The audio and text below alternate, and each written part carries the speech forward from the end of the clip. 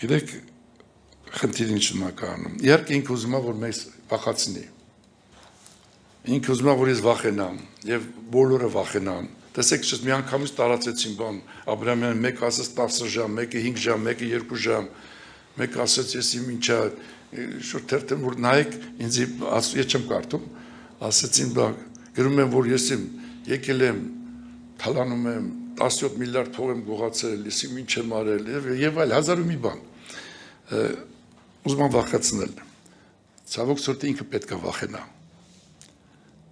Ինքը ես ոչինչ չեմ արել որ վախենամ, այն ինչ որ ես եմ արել, ես շո մի մասը ձեզ ասեցի, բայց ինքը վախենալու տեղ ունի,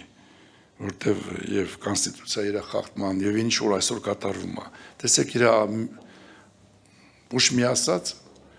չի կատարվել։ Ասում էր Ղարաբաղը մերն է վերջ, ես բոլորս պետք է ամեն ինչ անենք որ Ղարաբաղին, բայց տեսեք ինչ եղավ։ Հիմա իրենց միտինգ էր Ղարաբաղցիներին։ Գիտեք, եթե